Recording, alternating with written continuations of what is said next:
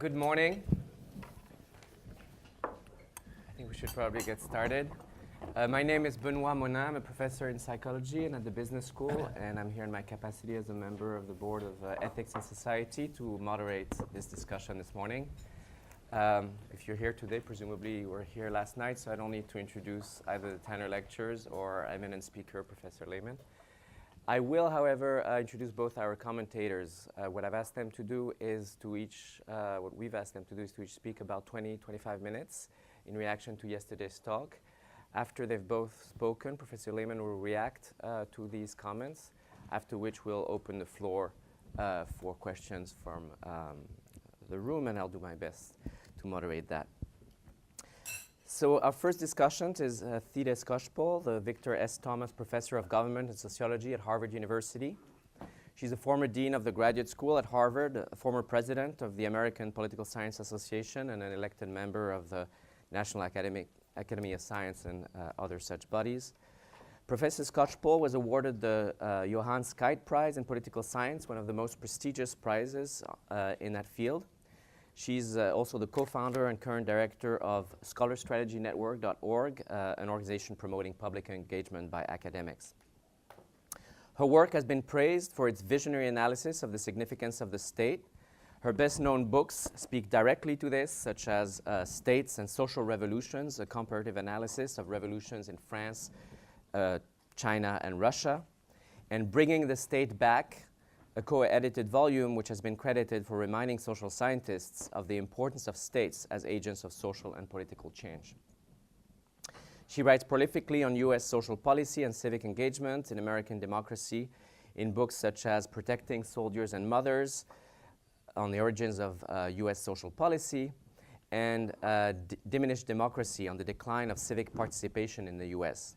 And again, in contrast to some previous scholars, she focuses in those works often on the role of institutions and states, as opposed to, say, social capital, in shaping public engagement. Her recent books cover healthcare reform, the Tea Party, and the Obama presidency. One of Skocpol's co-authors and former Harvard colleague is our second discussant, Paul Pierson. Paul is now the John Gross Professor of Political Science at the University of California, Berkeley, and a former chair of the department there. His work looks at comparative public policy, political economy, and the welfare state. His first book, Dismantling the Welfare State, won the Camera Award for the best political science publication for 1994 in the field of U.S. national policy. It focused on the Reagan and Thatcher administrations to provide an analysis of the politics of social policy in an era of austerity and conservative governance. And his 2000 American Political Science Review paper, Path Dependence, Increasing Returns in the Study of Politics, has been extremely influential in importing the notion of path dependence from economics to provide a rigorous framework to study, for example, historical institutionalism. And that paper won the APSA Prize for Best Article at the time of its publication. His latest co-author book, Winner Take All Politics, traces the growing income inequality in the U.S. economy to the fact that the political system, which had traditionally looked after the interest of the middle class, has been hijacked by big business, conservative ideologues, and the super rich. So just to give you a sense of the caliber of our commentators today, each year the American Political Science Association gives one person the Aaron Wildavsky Enduring Contribution Award for the best book or article published in the previous 20 years that has had a major impact on the field. In 2011, the recipient was Paul Pierson. In 2013, it was Theda Skocpol. So we're extremely fortunate to have both speakers with us today. So without taking any more time, I will turn the floor to Theda for her comments. Thank you very much. Well, let me say what a pleasure it is to be here, having a chance to engage with Nick Lemann's provocative and intellectually rich big picture analysis. This is a very rare kind of work in scholarship or journalism, so I'm glad to have the chance to engage with it, to share ideas with him and the fellow commentators in these days, and also to enjoy the wonderful hospitality from President and Mrs. Hennessy and so many of you who are Stanford colleagues. Now, giving comments midpoint in a lecture series is a bit of a challenge. I'm going to take some liberty to explore the overall argument that Nick is presenting in both lectures because I've already read the one he's going to present this afternoon, but I'll try to do it without citing too much from lecture number 2. There's going to be one exception of a quote that I'm going to... does not get killed in the last one. Yeah, right. Well, but it's extremely, things are going to be pulled together in an exciting way, so be sure you're there. And I hope that I will be able to tease that a little bit without preempting it. The thing is that by the time you finish the whole thing, you realize that Nick is doing a very courageous thing. You know, he has a quiet manner, and things kind of come with a little bit of indirection. But in the final analysis, he's making an argument that is courageous in this setting. I would characterize the argument overall, as he has already, as arguing that the last half century has brought a major transformation of the United States that has both been reflected in and prodded along by intellectual characterizations and observations about the changing nature of our society. It's a transformation from a society with institutions that shape and constrain the modern corporation, which is itself an institution, and a transformation away from a politics that was characterized by interest group bargaining in the mid-20th century, toward what Nick yesterday called a disintermediated society, a society of weakened institutions. He actually suggests the university is one of the last left standing.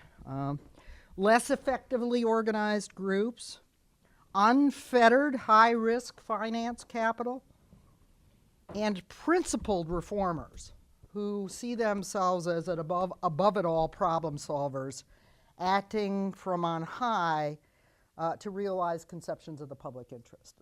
So that's the overall transformation that he presents to us, from organization people to those who manipulate, either by managing money or by trying to realize and engineer principled social change.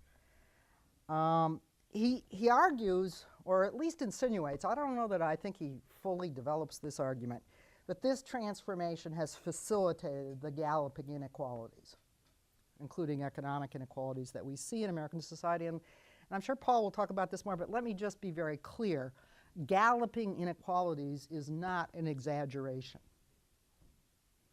The bottom 4/5 of the American population has seen very little real family income growth since the 1970s, and the wealth, the power, the income has gone not just to the top 20%, most of us are in that, we're doing okay, but to the top 5%, to the top 1% within the top 5%, to the top 1% within the top 1%, and to the top 1% within the top 1% of the 1%. You can't go high enough up to see this. All right. Where does the courage come in? Lemann sees this transformation as fueled by both economic efficiency critiques of the mid-century giant corporations, the regulated giant corporations, and by liberal critics descended from David Reisman's diagnosis that conformity was the chief problem remaining in American society as of the middle of the 20th century, and that we needed somehow to return and unleash principled individuals. And he's delivering this critique, which I'm going to call the next frontier liberalism. He's arguing about the limits of what I'm going to call next frontier liberalism, which took shape in many ways in that 50s and 60s period.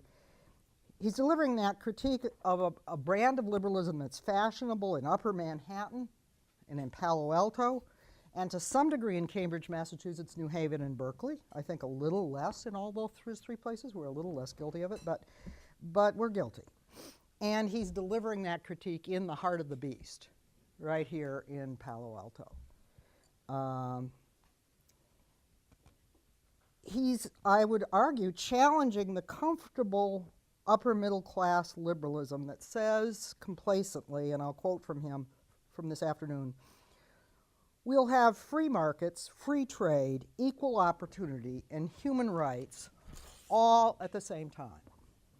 It's a revision of politics, Nick says, that entails solving for a series of a vision of politics that entails solving for a series of single logically and morally inarguable variables, one that descends, at least in my mind, he says, from the vision of politics in the lonely crowd, with its longing for a reign of principle lodged in the individual conscience, instead of the conformist group-based politics that David Reisman saw as prevailing in the United States in the 1950s. And I think that if all of us in the quiet of the evening think about that, we'll realize that in fact that is what many of us and many of those we interact with in privileged enclaves such as this really do believe about politics.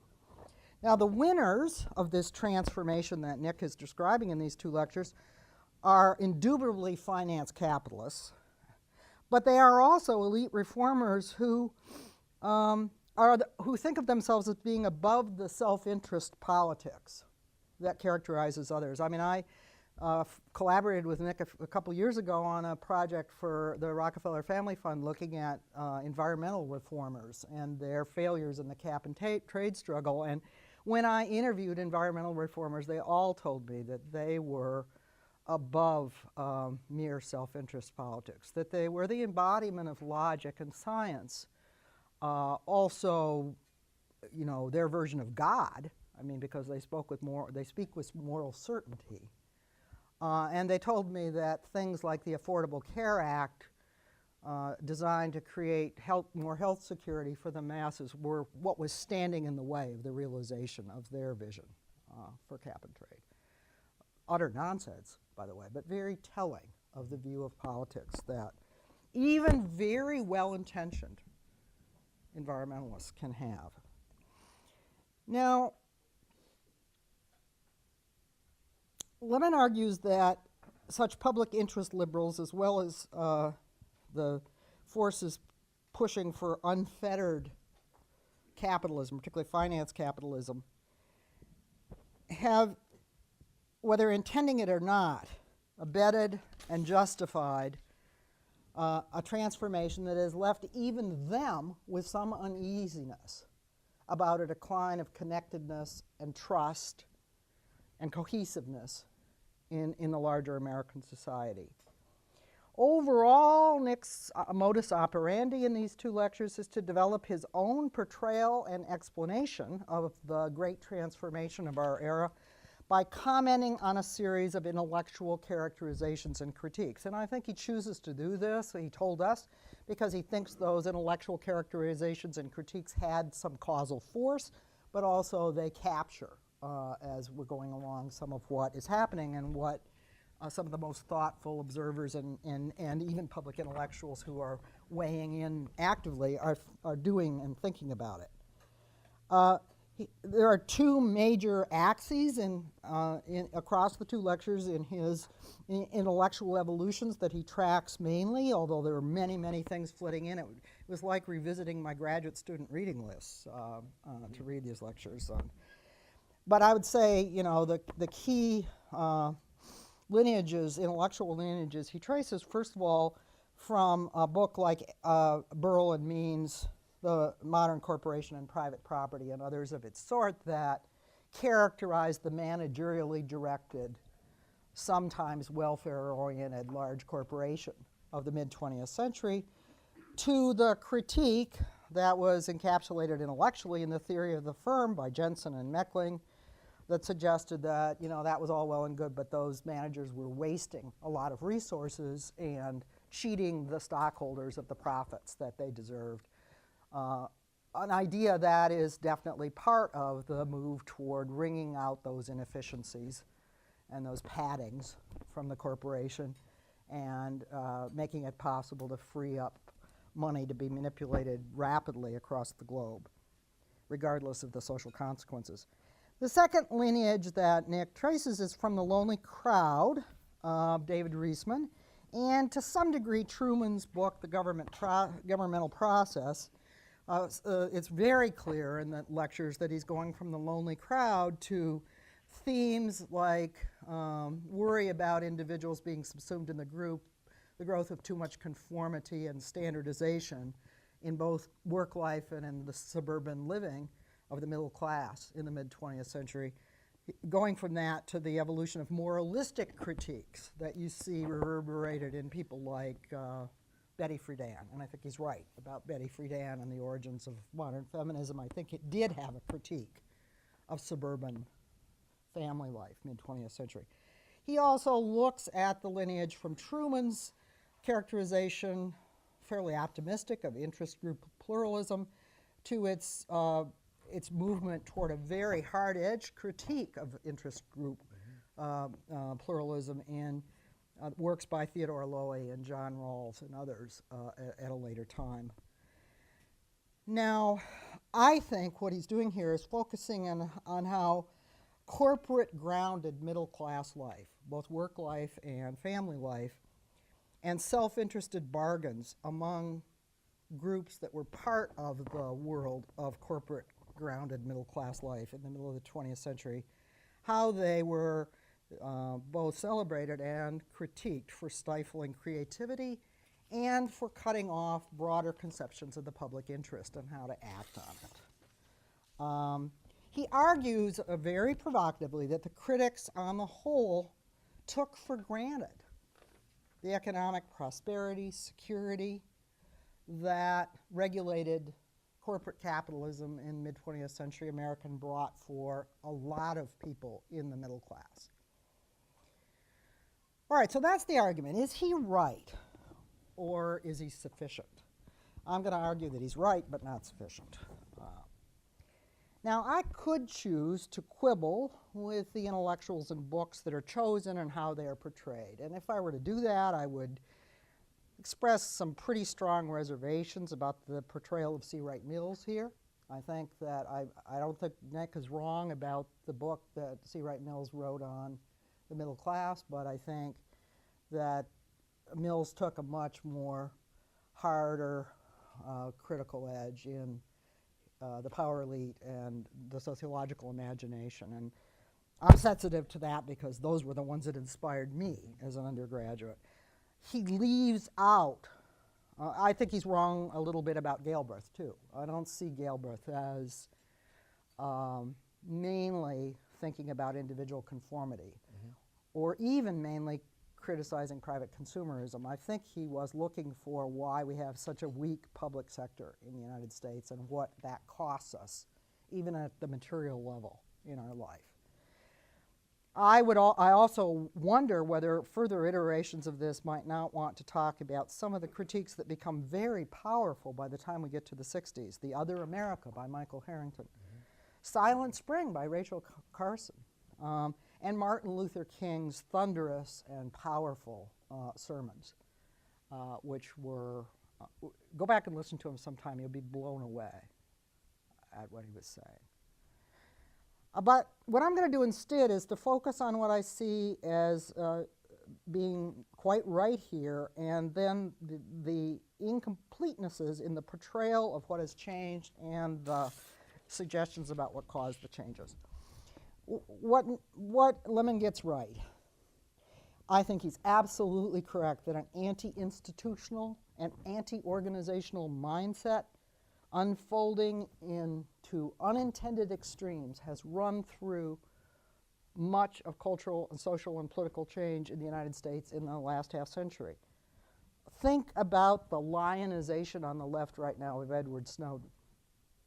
And you know, not just the pointing out of the violations of individual liberties that he may have correctly done, but the total blindness on the part of some to the institutional destructiveness that he wrought. That's on the left. Think about liberal elites who poo-poo unions and social protections for ordinary people. It's routine, at least at the dinner parties I attend.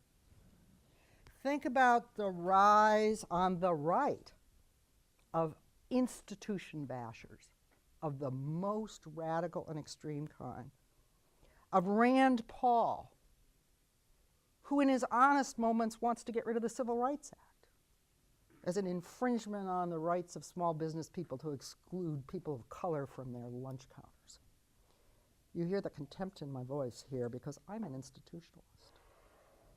Think about Paul Ryan's infatuation with Ayn Rand and his idea that the poor could be handled in American society by destroying the safety net, meager as it is, that protects food, health, some health care for even the most disabled amongst them. Think about Ted Cruz, who's finally gone so far that even John Boehner can't take it anymore, who is operating outside at the edge of the Republican Party with the Tea Party pincer movement from top and bottom, challenging the control of Republican leaders who are themselves practically Neanderthal conservatives over their own caucus inside government, and who glories in that contempt for any kind of organized action or bargaining through government. Think of the GOP critique of even the mildly regulatory health reform that passed in 2010, which is regulated private capitalism. That's all it is. It's designed to help save and improve the behavior of private insurance companies while doing something about the glaring exclusions of sick people and lower income people from our system. That's being bashed as communism regularly on the right, and arguments being put forward that suggest that any sharing of risk in modern society is morally wrong. I don't think that any of the critics who were writing in the mid-50s or 60s could have imagined the extremes to which the anti-institutionalism goes, especially on the right, right now. Now, Nick is also right, as these examples that I've just listed suggest, that the thrust against institutions and organized action, that's anything that softens risk and spreads income across functions and people, that's coming from the left as well as the right, that it has come from the left as well as from the right.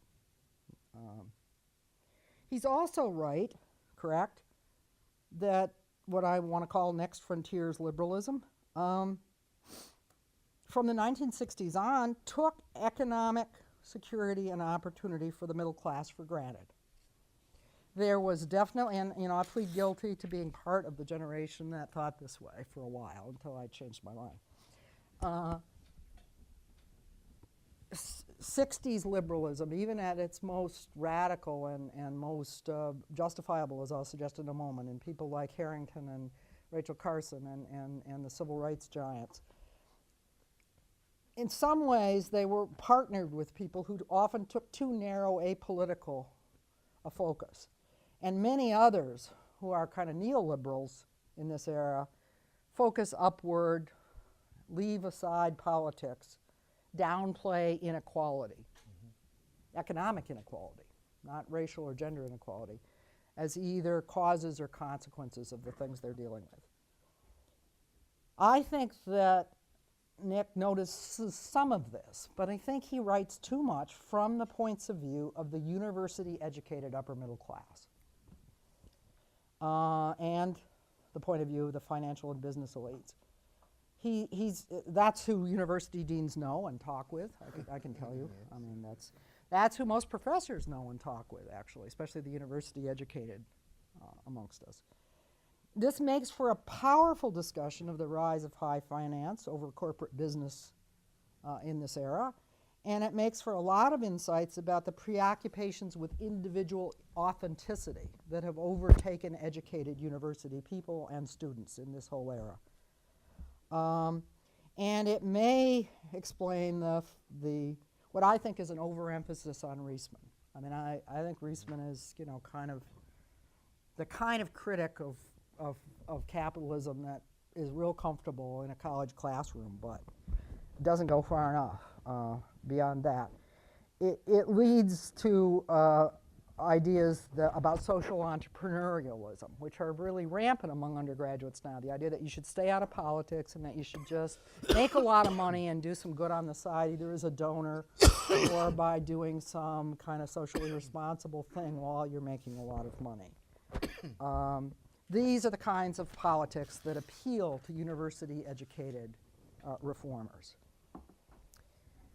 But even though the shifts in ideas and values and practices that Nick chronicles so well for the top of U.S. society, for the business, financial elites, and for the university-educated middle class, were both causally as well as descriptively important, I think we need to dig deeper to see the groundings of the taken-for-granted mid-century welfare capitalism that were rightly criticized and challenged by reformers from the 50s and 60s on, but which were improperly understood, so that it wasn't understood how the good sides of mid-20th century American capitalism could be undermined, particularly for the middle class majority.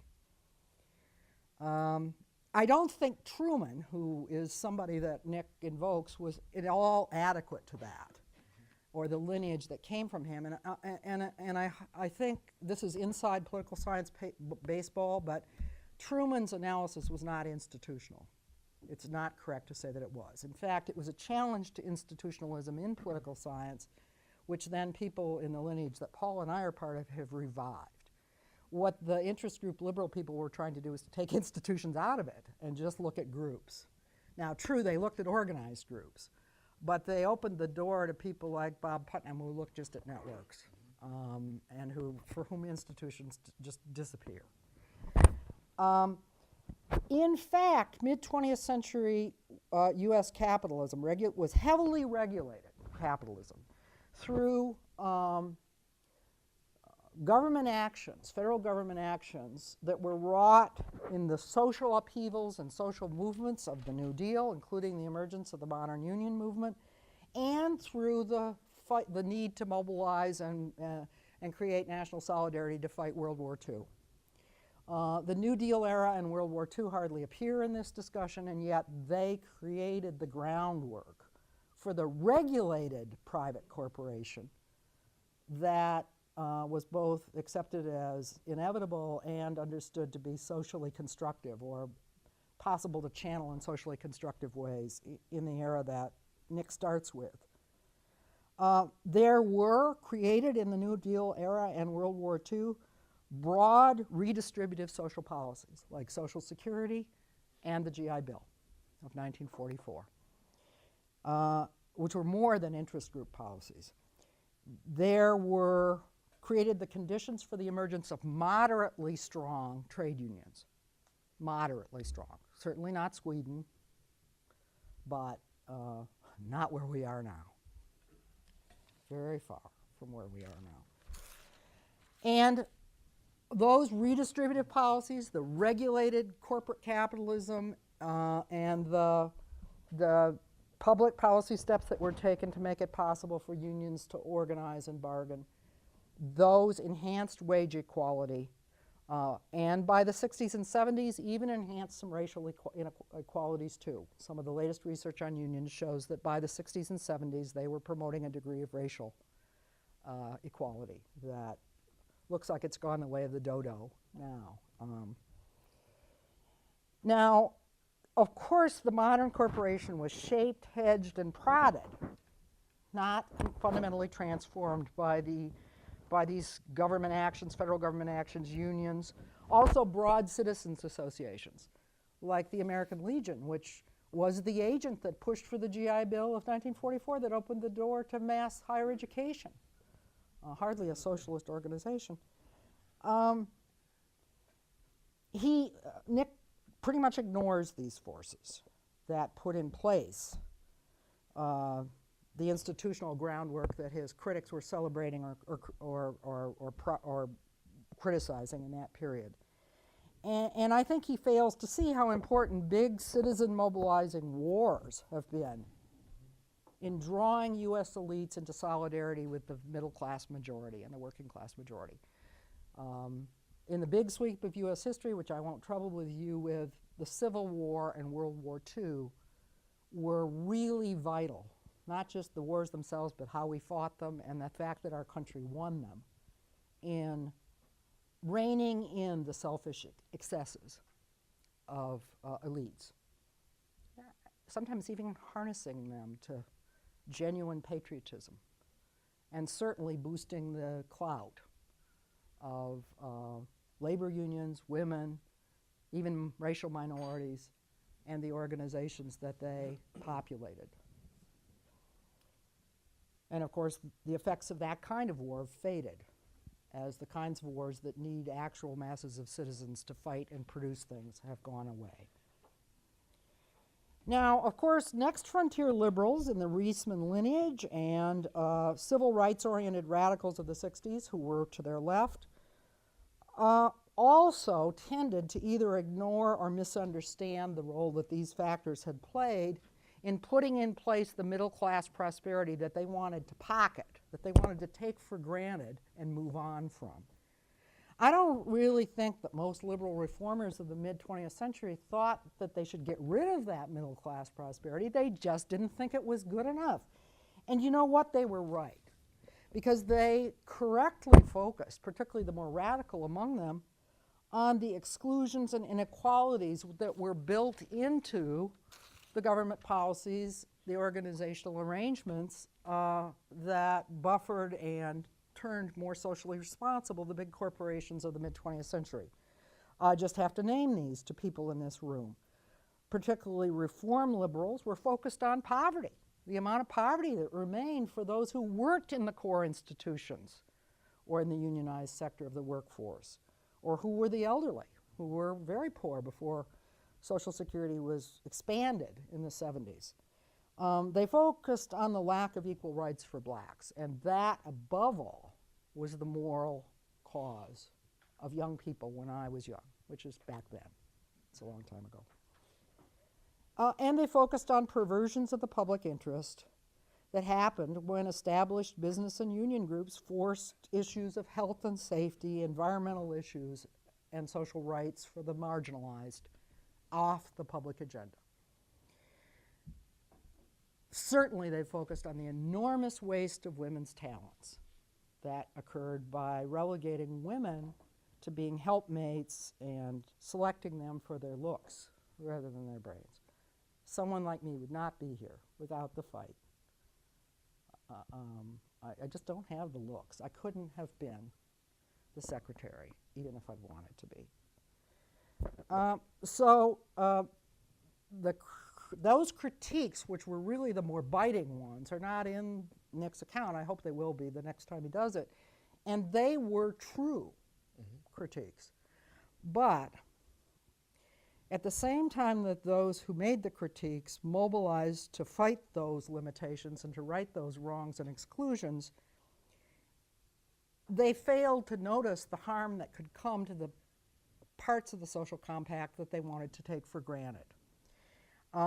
And you know, I would argue that the movements of the 60s and 70s deployed organizations. I don't think they were unorganized. I don't agree that they can be characterized as individualistic responses from the unorganized. I mean, they just mounted new kinds of organizations. The civil rights movement, we know, grew out of the connecting up of colleges and black churches in a transformed South. We know that the women's movement and the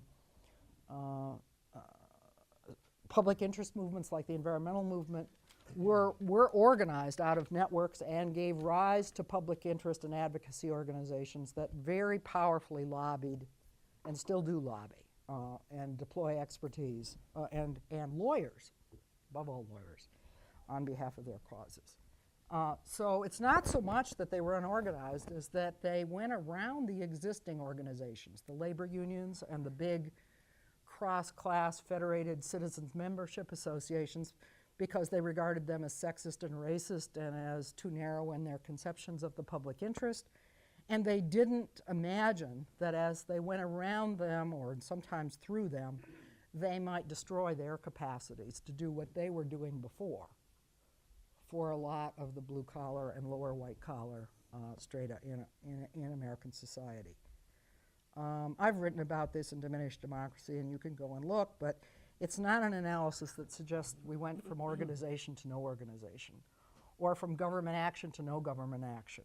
We changed the kinds of organizations and government actions that we were doing, and 20 years later, a lot of those radical reformers of the 60s and 70s woke up to realize that they had weakened things that they wanted to take for granted, like trade unions going forward.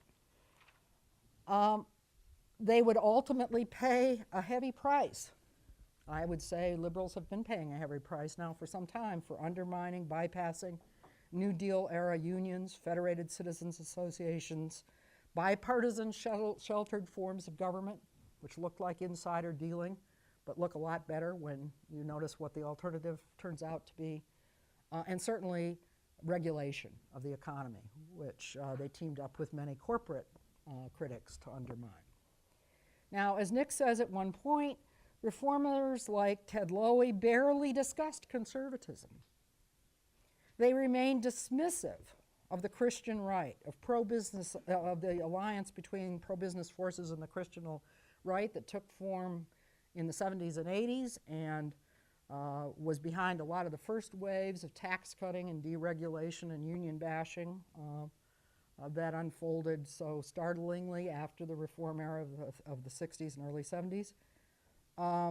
And in many cases, I would say, reformers on the left remained dismissive of the Tea Party as an effective pincers movement, forcing public discussion and government action further and further to the nether regions of the radical right. The assumption that many next frontier liberals could build on and go beyond regulated middle-class corporate capitalism of the mid-20th century with no need to worry about it coming unraveled or being weakened by a radicalized right wing, that assumption has been proven by history to be completely wrong. And I think Nick has the basis for making that case, but you're hearing me making it much more forcefully. I'll wrap up now by saying that that radicalized right wing is still today, in some cases, intentionally or unintentionally abetted by Panglossian neoliberals who poo-poo government and think that a good society can be engineered from above without majority elections, without strong majority citizens associations or some form of trade unions. The result is not quite what Lemann says. I don't think it's right to characterize the result of all this as a move beyond institutions and organizations. Rather, I would characterize it as a radical imbalance in institutional and organizational capacity. What we have increasingly is disorganization for the vast majority and money and propaganda wielding organizational capacities to manipulate American governing institutions in new ways for the moneyed few and for some who are still pursuing public interest causes. In fact, we even now have the corporation declared a person. Think of the irony in that. Pretty soon we may have corporations declared as persons who have religious beliefs. I know that David Reisman didn't have that in mind. I just know he didn't, but he may have contributed to it. So I'll just conclude by saying that America, with its enormous love for the new and its faith in individual responsibility, which all of us have, I know I do, I'm very old-fashioned about that, has always been susceptible to taking individualism too far. Not to mention economic manipulations in the name of the free market. I'm not going to call it the free market because I don't think we have such a thing.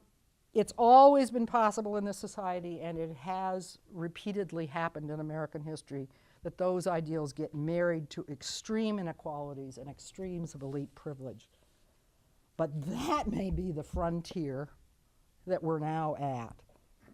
And I think Nick Lemann's work does a lot to help us understand how next frontier liberalism, new frontier liberalism, has been a contributing culprit to that outcome.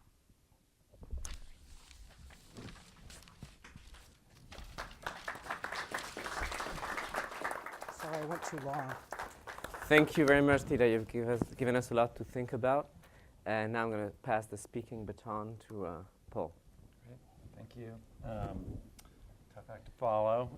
It's great to be here. It's been great to get to know the ethics program a little bit here and the exciting work that's going on, and a wonderful opportunity for me to wrestle with the work that Nick Lemann is doing, which, like Theda, and I will in a few places echo or end up with some of the themes that she ended up with, though maybe get there a slightly different way.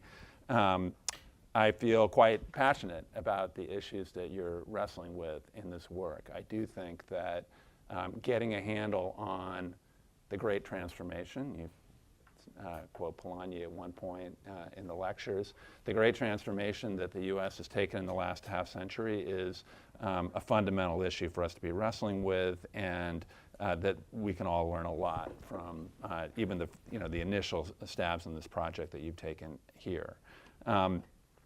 I found the use of intellectual history to be a really effective and insightful way to get at some of the fundamental issues. I'm not, partly because of where my own scholarly interests lie, I'm not going to have much to say about your treatment of particular writers. Instead, I want to try to take a step back, and like Theda, I'm also, I'll try not to have too many spoilers, but I do think that the two lectures are really interwoven in such a way that the fundamental issues that are going to be explored more this evening, we need to start that conversation now. And so I see the morning sessions as really being kind of a two-hour sessions to talk about the work that you're involved with here. But I'll try to minimize the spoilers in talking about that.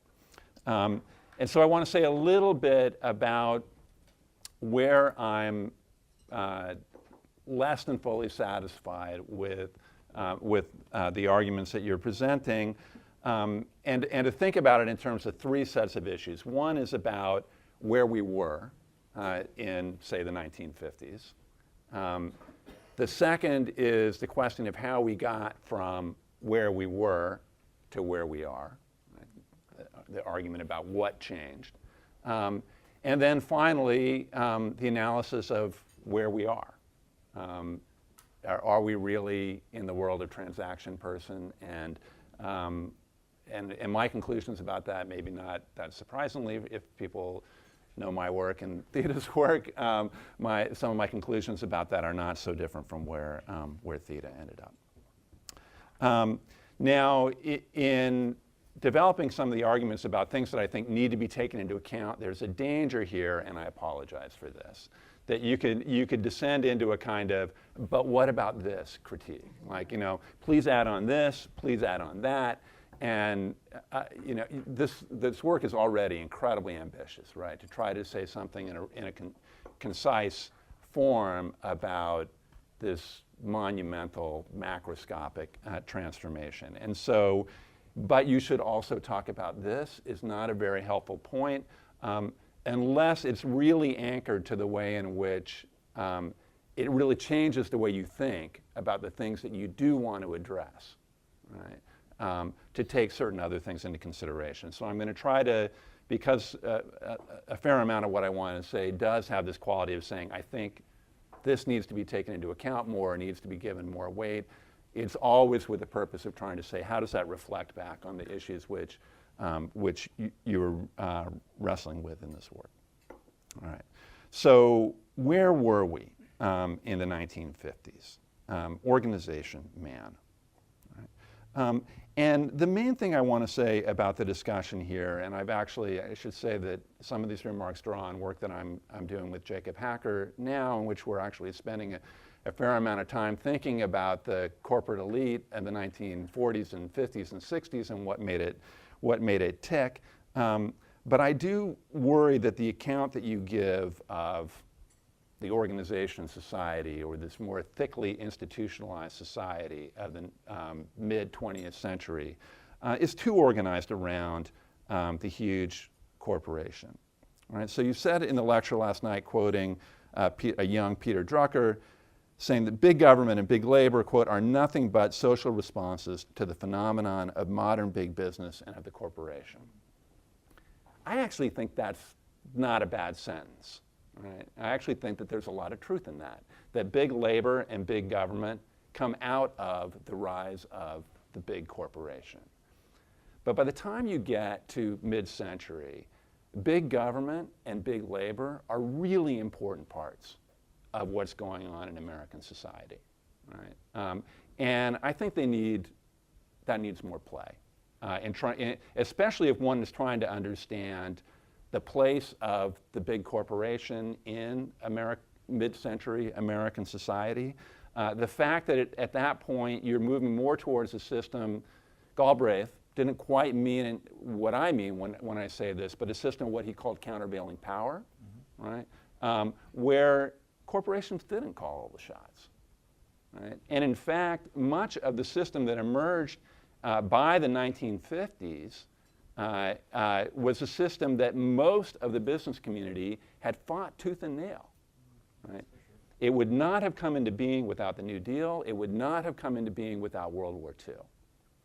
Right? Now, much of the business community, important elements of the business community by the 1950s, and here I agree with you, I think George Romney is a really nice character to focus in on this, and the automobile industry more generally, right, was emblematic of the kind of compact and political economy, as you put it, that emerges in this period. But a lot of that is coming about, and businesses learning to live with a society in which power has been diffused towards other powerful organizations and institutions, most especially labor and government. Right? And one way to think about that, if you think about the Treaty of Detroit, right, which you mentioned, Daniel Bell. Right? Well, you don't sign treaties with groups that aren't powerful, right? Yeah. You sign treaties with groups that are powerful, right? Where you're having to bargain, right? So a little later in the lecture, when you're writing wonderfully about Burl and Means's work, and you quote them as saying that really for them, right, by the time of the New Deal, the power of American corporations was now this is Burl and Means, comparable to the concentration of religious power in the medieval church or of political power in the national state.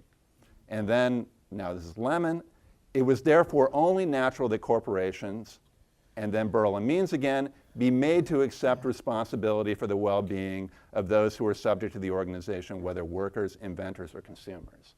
All right, well, only natural, right? Well, and be made to, right? So they were made to, right? Now, the major corporations like GM benefited in many ways from these arrangements, right? But it wasn't just, and here in this account, there's an emphasis on the separation of ownership and control, which creates opportunities, right, for certain forms of corporate statesmanship, if you want to put it that way, or taking into account a stakeholder, a broader set of stakeholders, right? But there's a lot of constraint in the mid-century system, right, that I think is underplayed in this account. There's the emergence in this period of a mixed economy, right, in which government and organized labor play a much, much more prominent role than they previously had. And I think that needs to be brought into this account. And I think bringing it in might also lead one to characterize what's going on in the 60s a little differently than you do here. And I think, and maybe I would characterize it a little bit differently than Theda does as well. There clearly is a rights revolution, right? An expansion of opportunity to previously disempowered groups that is central to this period. But if one thinks about the long 1960s, right, or I think of, in terms of American governance, really a period that stretches from Kennedy's assassination to Nixon's resignation.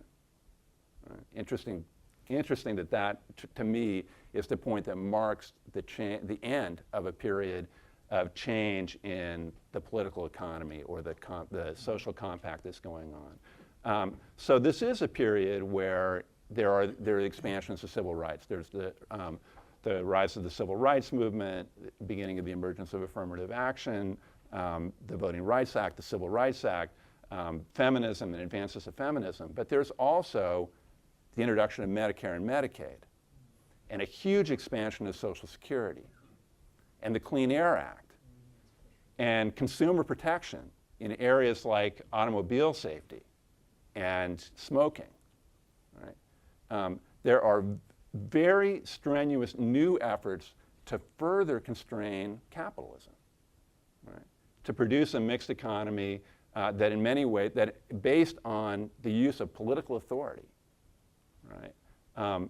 That goes well beyond what was done in the 1950s. It's not just a push towards individualism and self-realization. Right?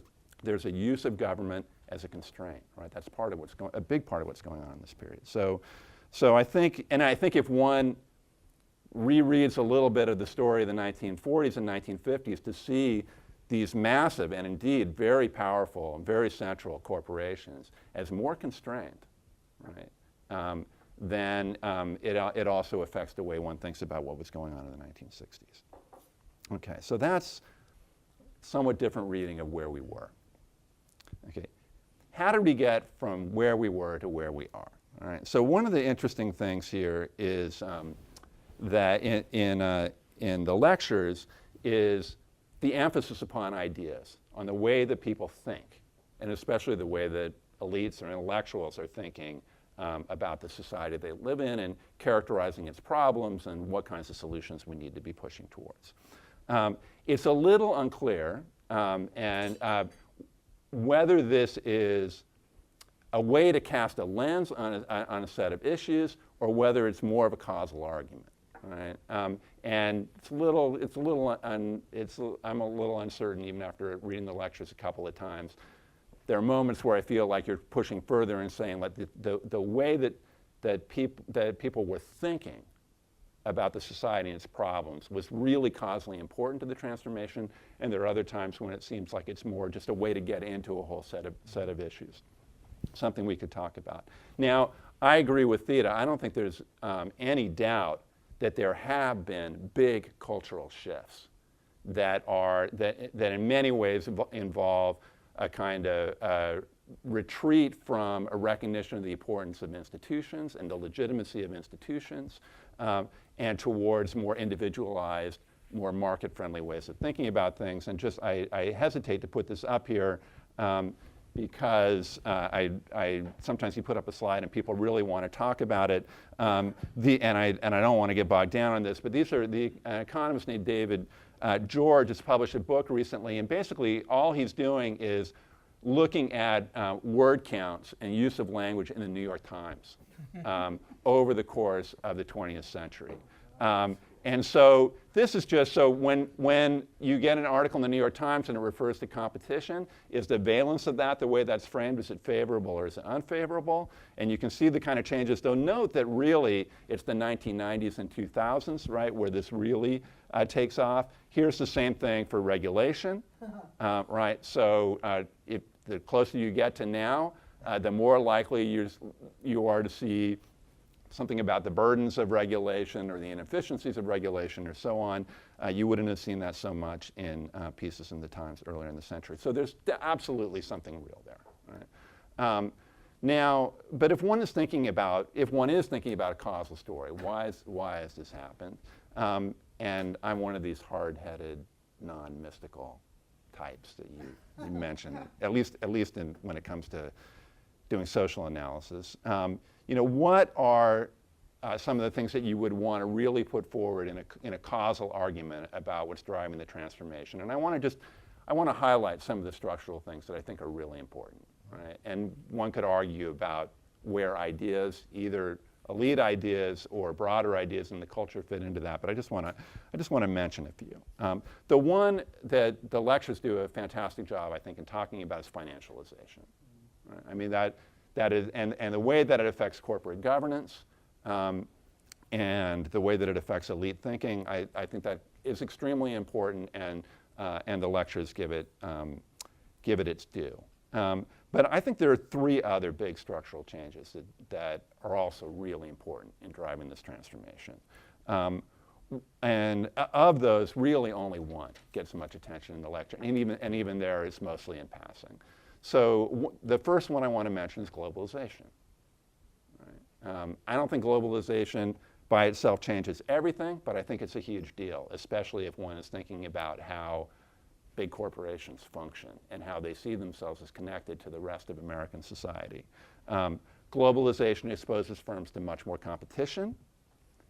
It decreases their constraint, right? So if you think, for example, about the bargaining power of unions and corporations, right? Globalization clearly has a big effect on that. Globalization has also produced a revolution in manufacturing, right? Stuff is just, I mean, you're just not going to have, I mean, GM is not going to look the same in a world where auto workers can be paid much, much less, and it's cheap to get automobiles from Japan or wherever else to Korea or wherever else to the United States. So globalization in its various elements is clearly a very, very important structural change. The second one, which I think often doesn't get much attention and really should, and people, at least in political science who study comparative political economy, often pay a lot of attention to it, is the broader shift to a post-industrial society, right? The broader economic shift to a post-industrial society. Right? So Daniel Bell, really interesting. I've recently gone back and reread The Coming of Post-Industrial Society. That is a book that, I mean, there's some things he really missed on. Like, I don't think he really had a sense of how post-industrialism was going to affect capitalism. He got that wrong, right? But the idea that it was just a huge shift in the organization of society, right, to be moving towards these much more knowledge-intensive activities and much more of employment being in services rather than in manufacturing, that is a huge, huge change, right? So the blue line here is just manufacturing employment, right? The yellow and pink lines are a narrow and broader measure of finance employment. So the broader one includes things like real estate and insurance. And more broadly, service more, the vast majority of Americans now are involved in providing services of one kind or another. Most of the biggest employers are retailers or wholesalers, right? They're not making things, right? And that, we could talk about it. I'm going to talk a little bit later about some of the implications of it, but I do think this is that often we make a mistake in not recognizing just how small manufacturing has become as a part of the employment scene. All right, so that's another big trend, I think, that is part of the story here. And then finally, I would emphasize, and this comes back to what I was saying about the 1950s, the declining political capacity, right, of the federal government is a huge trend, beginning in the mid-1970s, really, I would say. The capacity, so this is an argument that Jacob and I have made, is that capitalism is incredibly dynamic, right?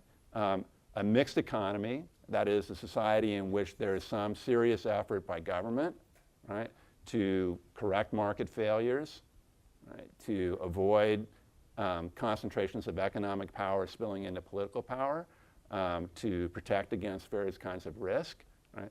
That's a system that's going to have to be constantly or regularly updated, right, if it's going to keep up with the evolution of capitalism. Basically, since the late 1970s, with a slight exception I would make for the first 18 months of the Obama administration, the American political system had a steadily declining capacity, right, to produce those kinds of outcomes. Theda talked a little bit about this. I'm just going to mention 4 headlines of why that's happened. There's been a huge shift in the balance of organized power, right? That is, it's not that organized power has gone away, but the balance of organized power has shifted very strongly in favor of the top 1%, if you want to put it that way. There's been a loss of mass confidence and trust in the capacity of government to make a difference in people's lives, right? And there's a vicious, for me, I would say, a kind of vicious feedback loop that comes in that, right? Declining trust produces declining capacity, which produces declining performance, which produces declining trust. There has been the ever-increasing radicalization of the GOP, right? Even for somebody who's been arguing this for a decade now, I'm stunned by just how far that party seems to be able to continue to march to the right with respect to these kinds of issues. And then finally, associated with that, there's been a multiplication of veto points in the American political system. We already had a lot of them that made it very hard for government to update and to sustain a mixed economy over time. But the rise of the filibuster, and I would say in recent years, the emergence of a much more radical Supreme Court.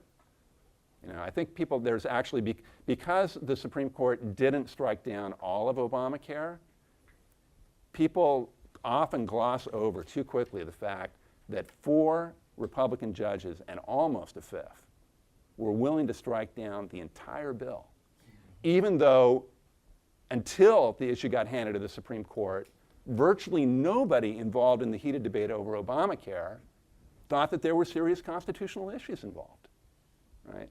But they came within a hair's breadth of undoing the work of a Democratic majority with 60 senators, right?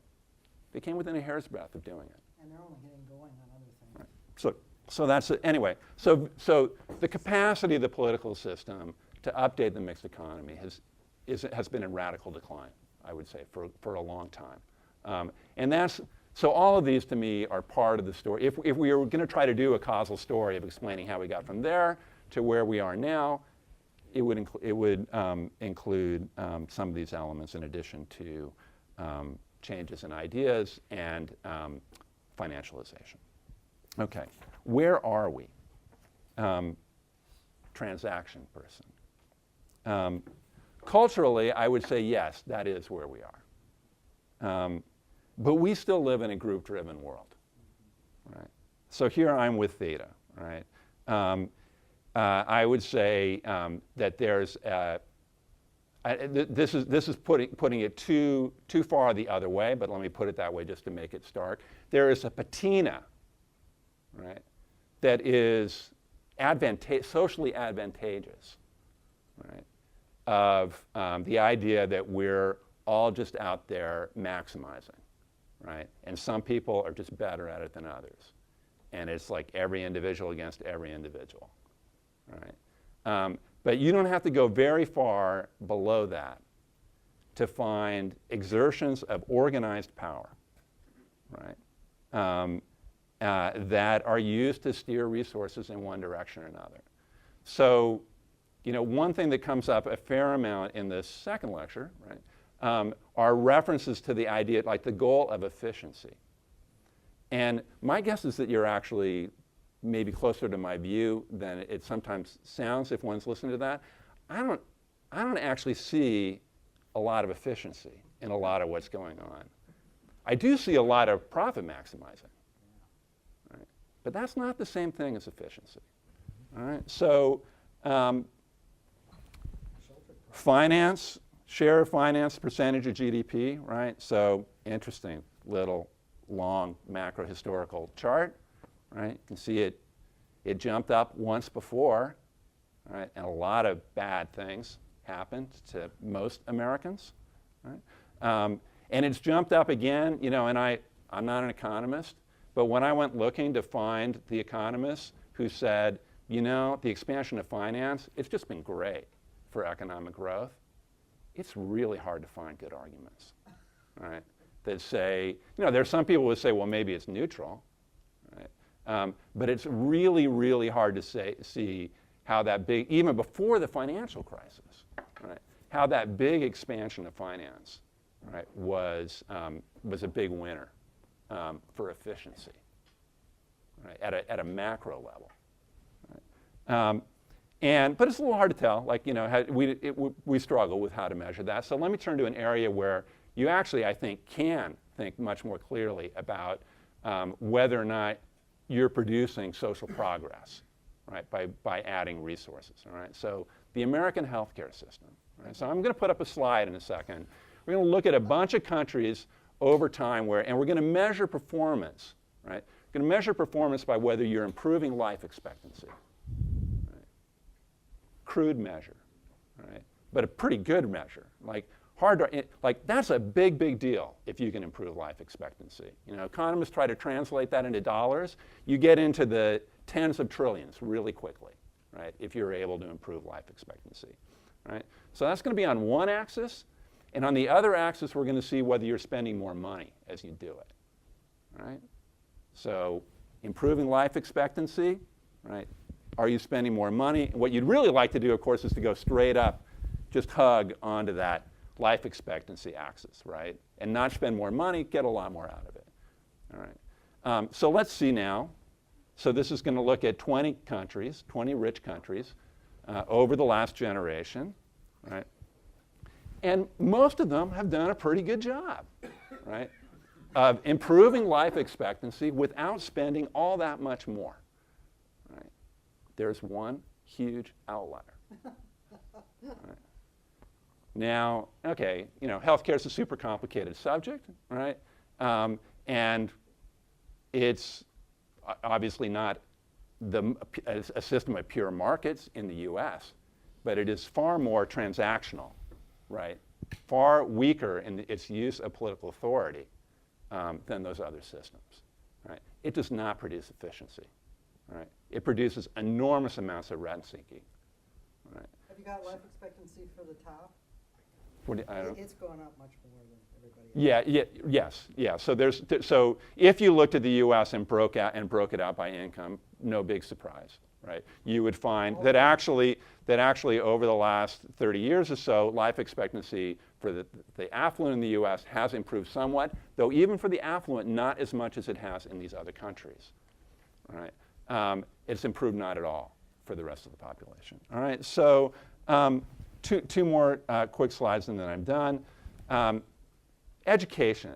That system that the U.S. built in the mid-century was extremely effective at producing college-educated adults compared with our competitors. So the light blue here, which looks at 55 to 64-year-olds and looks at their level of attainment of some kind of college education, right? So the light blue line is basically a measure of how were you doing in the 1950s?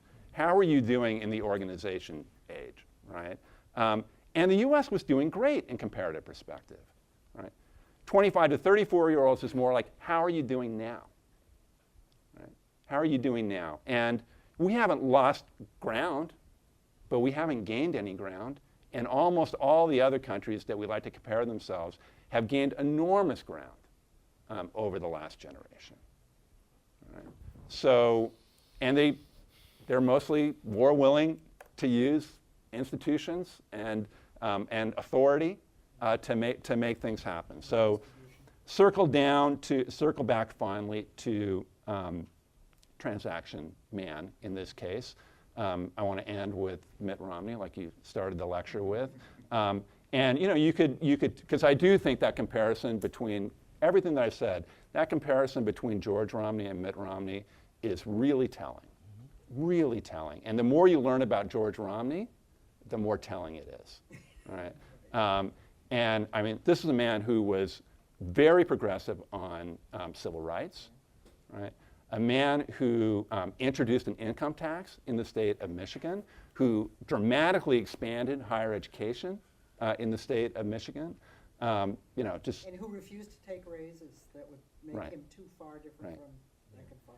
he said rugged individualism is just an excuse for greed. Right? So that's George Romney. Okay, so my favorite Mitt Romney quote, right? So this is it's not the 47% one, and you can put that one into this context too.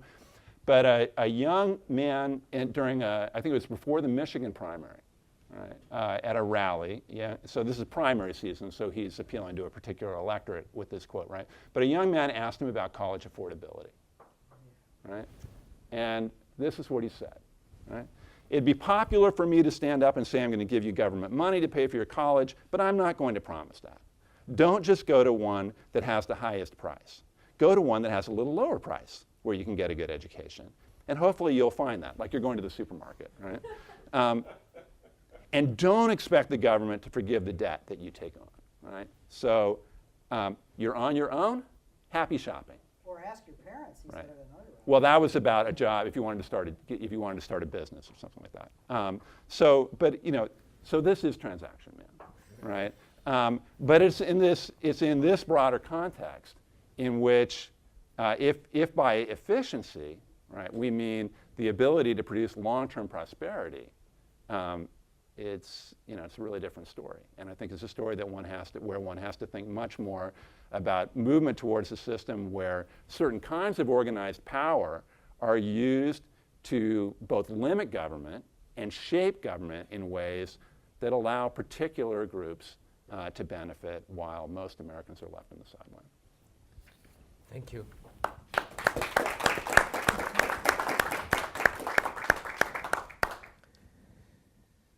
Oh, boy. Well, thank you both very, very much. That's incredibly helpful and a great gift, and gives me a lot to think about. Let me start. I'll just have a couple of scattered responses because it would be, all in all, a better use of our remaining time to have everybody talking than just have me talking. Let me start by talking a little bit about the kind of work I do and how it's somewhat different from the kind of work you do. Although I can adjust the degree of how different it really is. But what I've been doing most of my life is writing nonfiction books on serious topics. As journalists, we're trying to capture the nature of what's going on in the world and make it vivid for people. As we all agree, there's a big story here. I mean, there's a bunch of big stories here, to use journalistic parlance. But the way that we capture people's attention is, and maybe it's just what we like to do, is through storytelling and narrative. And I've spent much of my life somewhat by accident ending up being, a journalist who is at the extreme of trying to figure out how to marry what academics do and what journalists do. As a tiny example, when I will say to a room of journalists, are you aware that well, let me put it in a different way. If it's a room of journalists, there is one word that will be valenced 100%, 1,000,000% positive always, and that is storytelling or narrative. And if I say to a room of journalists, are you aware that in a university these are words that are regarded with some suspicion, the journalists will say, no, that can't be. What is wrong with that, So part of what I'll be trying to do going forward, and I would also say that most of my colleagues who are book-length journalists, not all, but most, the way they work is to say, first I'm going to find a story to tell, a biography, a story of a great battle in a war, a dive into someone's life, compelling character, a compelling situation, and then I'm going to sort of, maybe there'll be larger implications I'll fold in. And for some reason, I've been drawn to work in a different way, which is to find a big theme, as we all agree this is, and then find a way to express it as a story. And that's quite difficult and sometimes perilous and sometimes more successful than others. So one part of my project, if there's a sort of X and Y axis like in these slides, is figuring out how to get the argument right. And I agree with almost everything that you've both said, and I'll respond a little bit in a minute to some of the things. And then a whole other part is figuring out what's the story here. How to turn this into a book that people will read and it'll feel like they're hearing a narrative about real people and real situations. I don't quite know how to get there from where we are now, but that's my project over the next couple of years. One question is whether there's a range of outcomes around, this is a vast set of developments. So one could say, I'm going to take the big canvas approach and just try to comprehensively lay the whole thing out. It would be a sort of counter to the world is flat, if you will, to say, as celebratory as that is, but it's sort of an argument with little perfect nuggets of anecdote along the way. That's one way to do this, and you can see from various suggestions you've made a lot of ways to improve the argument. And then another way would be to be much more specific and just take a chunk of the story that involves a key moment, a key set of actors, and try to sort of build that out and not make the maximal claim for it. Say, I'm taking a shot at a part of this. If you think about all the wonderful novels about the Industrial Revolution and its effects, that would be a sort of model. Many writers, including some I quote, have explicitly compared the consequences of whatever this thing is that we've been talking about in magnitude to the Industrial Revolution. But most novelists didn't say, okay, I'm going to write the big novel that explains everything soup to nuts about the Industrial Revolution. So as I'm hearing you talk, part of what I'm thinking is, using all these suggestions to improve the argument. And then another part of what I'm thinking is, how do I structure the narrative spine of the book version of this? And that I just don't know the answer to yet. And anybody in the room who has any suggestions, I'd love to hear them. And a lot of that depends on things like access to material. There might be a wonderful paradigmatic figure who left no papers, and then there might be a wonderful paradigmatic figure who left a lot of papers. So that guides you too. Generally,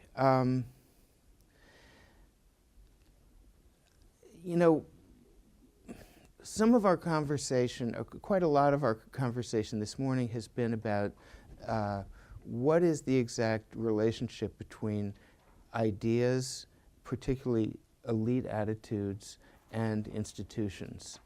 And what I take from both of you is a sort of gentle nudge in the direction of a little more on institutions and a little less explanatory power given to elite ideas, even though I may have captured them accurately. So fair enough. Where I'm left uncertain is a kind of, there's where were we, what changed, and where we are now, and then there's the question of what do we do next? On the question of what do we do next, I think all of us would agree that there really is a problem, which not everybody I encounter in life would agree with, but in this room probably there'll be broad agreement, and it's a big problem. And second, that a stronger state sector is really the best way to solve the problem. Those who believe in my circle of acquaintance that yes, there's a problem, but it doesn't require state intervention, basically think, if you can somehow increase, I'll come back to this in a second, but the mantra tends to be charter schools, which is a very transaction man cause. you know, if you can just provide the kind of opportunity that I had to every kid growing up in America, which you can only do by blowing up the public school system as it now exists, then that's the way to fix the problem. Of course, there's no empirical evidence for this. Right, I know, yeah. So, Little problem. and as you both pointed out, if you're trying to argue for an enhanced state sector, a lot of the counter-argument will be, well, government can't do anything right. Government has failed, which I think is wildly, wildly exaggerated.